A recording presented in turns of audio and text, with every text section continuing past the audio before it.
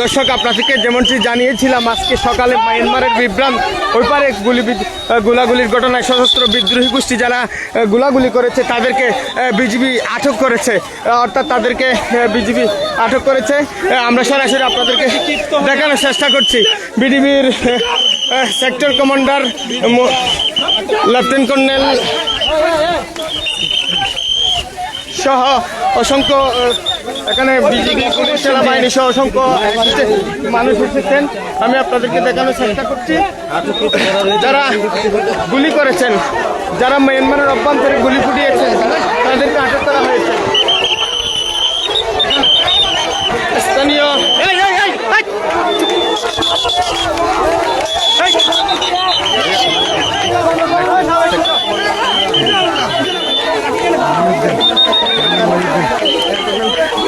এখানে আমরা Ramu sector commander colonel Mohiuddin আহমেদকে দেখতে পাচ্ছি। ওনার নেতৃত্বে কিন্তু আটক করেছেন যারা মায়ানমারের বিদ্রোহী গোষ্ঠীরা গুলি করে এদেশে মানুষকে আহত করেছেন। তো আমরা আপনাদেরকে সরাসরি দেখানোর জন্য চেষ্টা করছি। প্রায় আটক করেছেন। তো আমরা যদি একটু দেখানোর চেষ্টা করছি, সরাসরি দেখানোর চেষ্টা করছি আপনাদেরকে, সরাসরি দেখানোর চেষ্টা করছি। বিজিবি আটক করে নিয়ে যাচ্ছে, পুলিশ রয়েছে, সাথে সাথে পুলিশও রয়েছে। যারা মায়ানমারের বিদ্রোহী গোষ্ঠী আরকান আর্মি এবং অন্যান্য বিদ্রোহী গোষ্ঠী যারা রয়েছেন তারা মায়ানমারের ওভার থেকে তারা গুলি করেছেন, বাংলাদেশের দিকে তাক করে তাদেরকে আটক করেছেন। কয়েকজন পুলিশ ফাঁড়ির ইনচার্জ দেখা যাচ্ছে। পাশাপাশি আমরা আপনাদেরকে সরাসরি সংযুক্ত হয়েছি। কয়েকজন পুলিশ বাড়িতে তাদেরকে নিয়ে যাওয়া হচ্ছে। অসংখ্য যাদেরকে স্থানীয় ভাষায় মগবাগি বলা হয় তাদেরকে আটক করেছে পুলিশ, বিজিবি এবং আইন শৃঙ্খলা বাহিনীর সদস্যরা তাদেরকে আটক করেছে।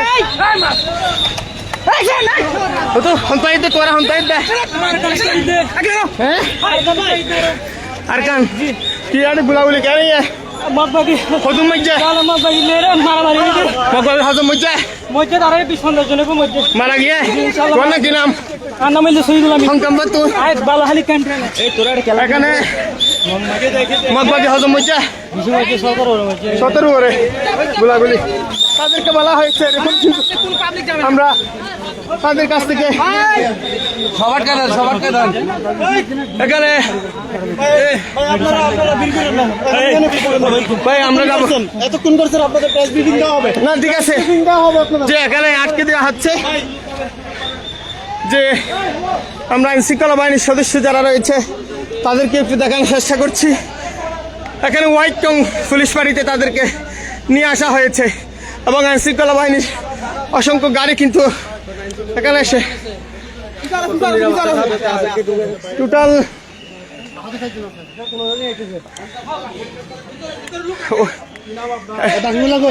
কমান্ডার, একজন কমান্ডার আমরা দেখতে পাচ্ছি। পাশাপাশি গুলিবিদ্ধ যারা রয়েছেন তাদেরকেও উদ্ধার করেছে। এখানে বাংলাদেশের বাহিনীগুলা আজকে বীরত্বের ইতিহাস করেছে, কারণ তারা মায়ানমারের অভ্যন্তরে থেকেও আমাদের দেশকে অশান্ত করার জন্য চেষ্টা করছিল, কিন্তু বিজিবি পুলিশ তাদের সম্মিলিত প্রচেষ্টায় তারা আটক হলেন। আপনাদেরকে দেখানোর চেষ্টা করছি। একজন গুলিবিদ্ধ, 2 জন রয়েছে।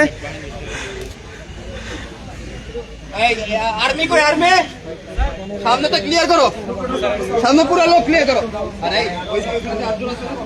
আসলে কয়জনকে আটক করা হয়েছে, কয়জন আহত হয়েছেন এবং গুলিবিদ্ধ কয়জন হয়েছেন, কয়জন নিহত হয়েছেন সেগুলো তারা আমাদেরকে সংবাদ সম্মেলনের মাধ্যমে জানাবে বলেছেন। তো আমরা আপনাদেরকে দেখাবো এবং জানাবো। তবে এখানে ঘটনাস্থলে সেই একদম মায়ানমারের সীমান্ত গেসা এলাকা, যে হোয়াইটং তেসি ব্রিজ থেকে যে গিয়ে তারা এখানে যারা বিদ্রোহ করার মায়ানমারের ওপারে যারা বিদ্রোহ করে গুলি ফুটিয়েছেন, বাংলাদেশের এদিকে তাদের ছোড়া গুলি এসেছে, যার কারণে বাংলাদেশের একজন স্কুল ছাত্রী মারা গেছেন। সেই জন্য উনি পরিবার মারা গেছেন বলছেন, কিন্তু ডাক্তার বলছে যে মুমূর্ষ অবস্থায় রয়েছে। সেটি আমরা জেনেছি পরিবারের সূত্রে, এবং তার দাদা আমাদেরকে যতটুকু জানিয়েছেন তাকে কক্সবাজার থেকে চট্টগ্রামে মুমূর্ষ অবস্থায় রেফার করা হয়েছে, এরকম কিন্তু তারা আমাদেরকে জানিয়েছেন। তো এখনো সে মারা যায়নি, অবশ্য গুলিবিদ্ধ মুমূর্ষ অবস্থায় রয়েছে। পাশাপাশি এখানে মায়ানমারের কিছু বিদ্রোহী গোষ্ঠী সদস্যরা সেদেরকে আটক করা হয়েছে। কখন তাদেরকে কয়জন আটক করা হয়েছে, কেন সেখানে যুদ্ধ হয়েছিল, গোলাগুলির ঘটনার বিস্তারিত বর্ণনা কিন্তু আমরা আপনাদেরকে জানাবো। তাই তার আগে যদি একটু আপনাদেরকে দেখানোর চেষ্টা করছি, রামু সেক্টর কমান্ডারের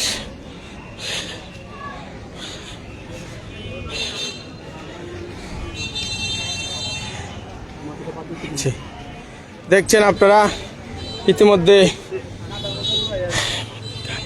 লেফটেন্যান্ট কর্নেল মহিউদ্দিন খান আহমদের নেতৃত্বে কিন্তু তাদেরকে আটক করা হয়েছে, যারা সীমান্তের মধ্যে থেকে বাংলাদেশের অস্থিতিশীলতা করার জন্য চেষ্টা করেছিলেন। তো সকালে তিনি এসে সশরীরে গিয়ে তাদেরকে আটক করেন। সমস্যার কারণে দুঃখ প্রকাশ করছি। আসলে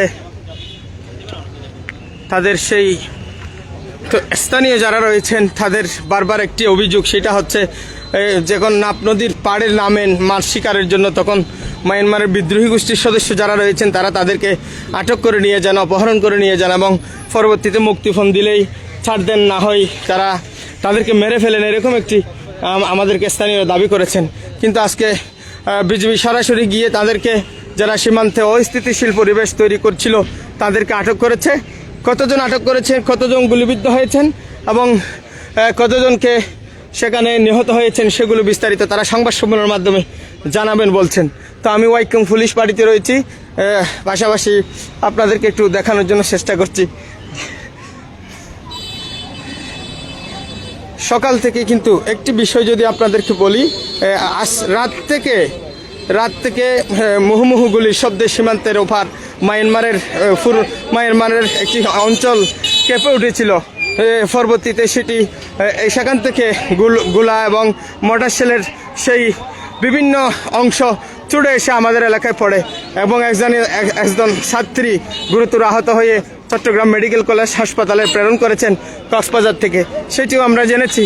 এবং একটি যদি জানানোর চেষ্টা করি, এখানে সকাল থেকে রাস্তা যে অবরোধ ছিল, টেকনাফ কক্সবাজার মহাসড়ক অবরোধ ছিল, সেটি আবার পুলিশ, সেনাবাহিনী, বিজিবি, নৌবাহিনী সহ এবং স্থানীয় সাবেক এমপি শাহজাহান চৌধুরী ও রাজনৈতিক নেতৃবৃন্দরা এসে সেটি তাদেরকে বুঝিয়ে সড়ক মুক্ত করেছে।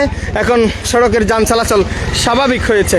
কিন্তু তৎমধ্যে ওই যারা মিয়ানমারের বিচ্ছিন্নতাবাদী সংগঠন রয়েছে, তাদের অধিকাংশ বিপুল পরিমাণ সদস্য আটক করেছেন। তাদের মধ্যে কয়েকজন গুলিবিদ্ধ হয়েছেন। তারা কতজনকে আটক করেছে, কতজন গুলিবিদ্ধ হয়েছে, অথবা কতজন নিহত হয়েছে, এগুলো তারা সংবাদ সম্মেলনের মাধ্যমে আমাদেরকে অবশ্যই জানাবেন। তার আগে আমি আপনাদেরকে একটু জানানোর চেষ্টা করছি, যারা মায়ানমারের ওপার থেকে গুলি করে দেশের ভিতরে অস্থিতিশীল তৈরি করার জন্য চেষ্টা করছিল, তাদেরকে কিন্তু বিজিবি আটক করেছে, সেটি আমরা কিন্তু জেনেছি। তো আমাদেরকে তারা সংবাদ সম্মেলনের মাধ্যমে সব কিছু জানাবেন। তার আগ পর্যন্ত আপনাদেরকে এতটুকু জানালাম। এবং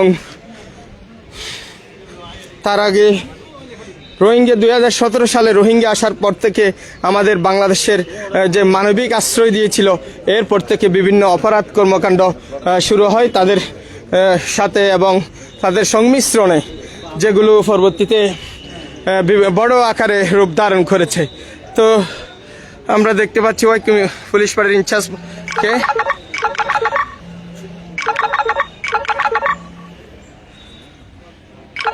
যে ছিল